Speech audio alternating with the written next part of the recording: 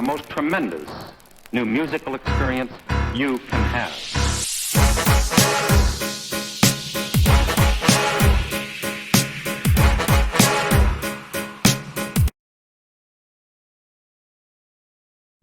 Hey, what's up, y'all? It's Logan, and I'm here bringing y'all this review to this newest Thundercat project called It Is What It Is. Now, for those of you who don't know who Thundercat is, I was personally introduced to him through To Pimp a Butterfly on the intro track Wesley's Theory. Thought he provided some very good vocals there, and since then I've been trying to follow his career. He most recently in 2017 dropped his album Drunk, which I thought was really good. His music generally tends to have a little funky, old school type sound to it, something that you would expect to hear like in a jazz club or something like that. Something from like the 50s, 60s, 70s. But it's a lot of fun. Again, a lot of jazz influences, a lot of good vocals, and just like some funky music, but also some like an outer worldly experience and aesthetic that he keeps to his music. And he keeps that going on this one. Actually, he steps that up a little bit on this one. This one sounds very otherworldly, as if you're in outer space, which makes sense considering the first two tracks are literally titled Lost in Space and Interstellar Love. So it just gives you this feeling that he's far away, that he's not really connected to what's going on, that he's just kind of disconnected from everything, which I feel like melds perfectly with his sound because, again, he has beautiful vocals. I do wish, and I don't mean to complain, but I do wish that sometimes he wouldn't go as much into that aesthetic because he does have such a beautiful voice that it could work even better if it wasn't such an outer worldly, like, distant sound, if it sounded more clear. But, again, for the type of music he makes, it works. So that's not really a complaint. It's just if he did this, it would sound better. But for what he's going for, that's what he needs to do. So just kind of a balancing act, I guess. But what I have to say about this album, first I'll talk about the features that were on here, or the songs that I specifically loved. Starting with Black Qualls, which featured Childish Gambino on it, along with a couple other artists that I'm not really familiar with. But everyone on here is really providing good vocals. This track is all about overcoming paranoia and fears. Gambino, of course, continues his what he was talking about on 3:15:20, that album. The same message here, where he's talking about technology and how it's taken over, but how we have to overcome that. And be ourselves. This track has a very good vibe to it, just very funky, infectious beat. And again, great vocals by Thundercat and everyone else that was involved, including, of course, Gambino. Of course, he's not rapping on here, but his vocals definitely fit with the vibe of this track. If he had been rapping, it would have stood out in like a poor way. I feel like what he did here worked perfectly. Next to that, another song that I specifically want to point out is Dragon Ball Durag. So Thundercat, he definitely has an affinity to anime. I love that as an anime fan myself, especially as a Dragon Ball Z fan.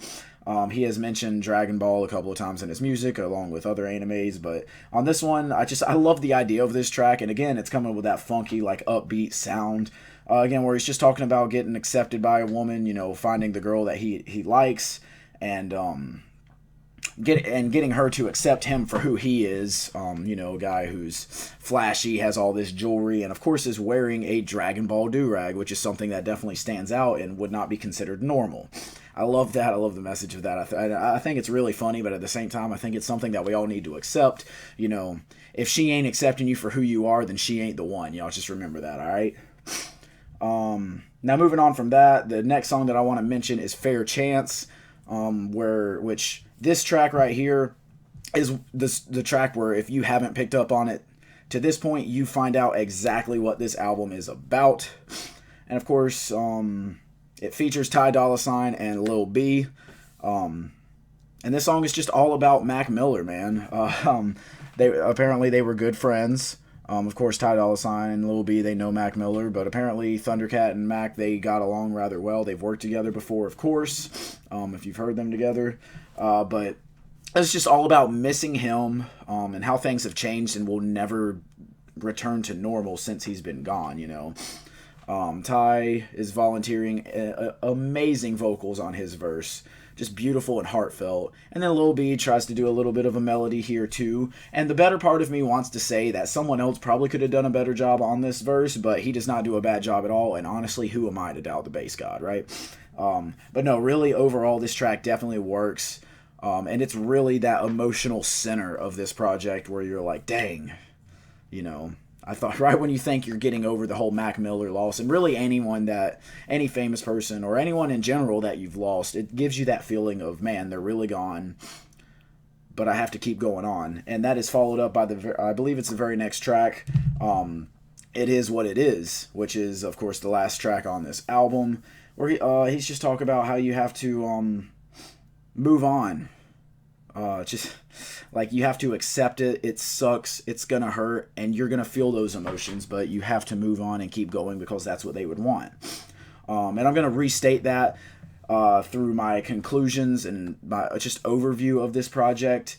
Again, it starts off very upbeat, very happy, like good vibes. You know, just be happy. You know, it talks a lot about being drunk or being high or whatever. Just basically anything that changes your mood to where it should be in a better place.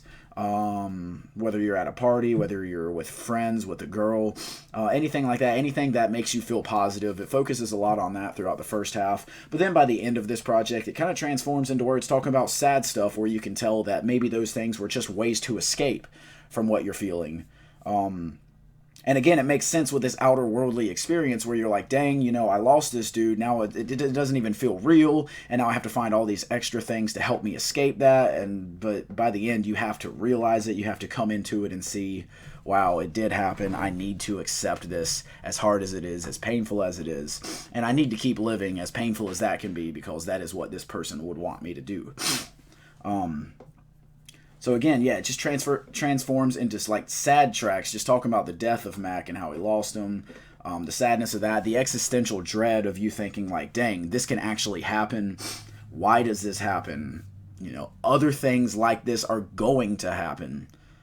And like, is it going to happen to me? Do I even matter enough for it to happen to me? Stuff like that, you know, just the existential dread, which is actually a interlude on here. That's the title of an interlude, but just the feeling of that, like, do I even matter?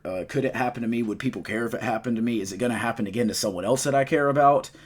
But overall, you have to accept that, you know, pain is just a part of this world, and pain is just an experience that just, it happens, but that person was there, you had the experience with them, and the only reason that you feel this pain is because of the relationship you had, so you need to be thankful for that relationship and keep moving forward. I love the message of this project. I think it's an absolutely beautiful message that does not get spoken about enough. Now, of course, it's been spoken about more recently as more and more artists have died, more and more people have lost people close to them and have gone through this.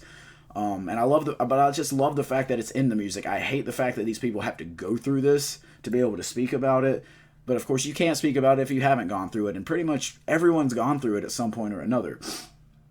This is a really good album. Really good. Again, when it comes to his sound, the only complaint I can say is I wish that it didn't have to have this otherworldly sound. But that's just Thundercat's sound. That's just how he's always sounded. I love the jazz influences on here. I wish I could hear more of his just like a raw performance of his voice, but with the production that's on here, it makes sense for the way he's feeling. And again, it's his thing, so I can't complain about that, and I'm not complaining about that. It still sounds amazing. The production on here is A1, and the message on here, of course, is amazing. I love how it transitions. I love how it isn't sad the entire time. I love how it isn't happy and upbeat and jazzy the entire time. I love how it transitions into that, and then you get this whole storyline once you actually look into it. I think that this is a really good album that caught me by surprise. I knew that I was going to enjoy it, but I did not expect to enjoy it this much. I found myself literally over like the last 3 or 4 tracks just tearing up, thinking about the pain that he's gone through. Thinking about Mac, of course. I loved Mac's music before he died, and I love it just as much, if not more, now that he is gone. Also, just thinking about the people that I've gone through that with who are close to me.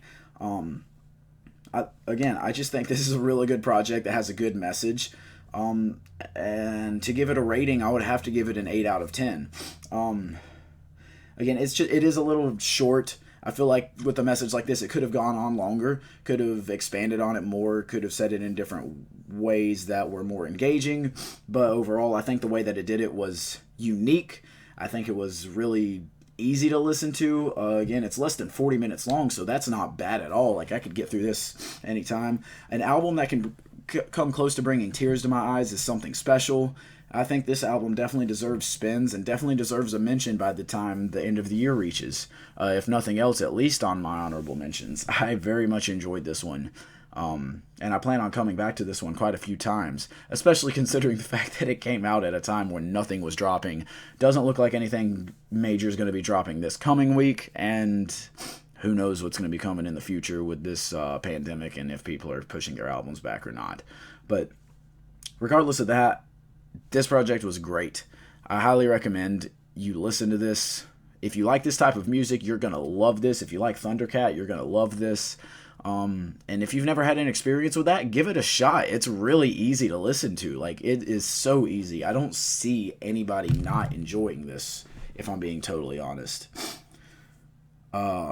Overall, that's all I have to say about this one. I know that was a lot, but man, this one really spoke to me. I really enjoyed this one. If you enjoyed the video, hit the like button, comment your thoughts on this project. If you haven't listened to it, give it a spin, and then let me know what you thought. Let me know what you think I should check out next. Make sure to subscribe, hit the bell next to my name for notifications on my next video. Make sure to share so your friends can hop on the train and follow as well. I appreciate y'all watching, and I will hit y'all up next time.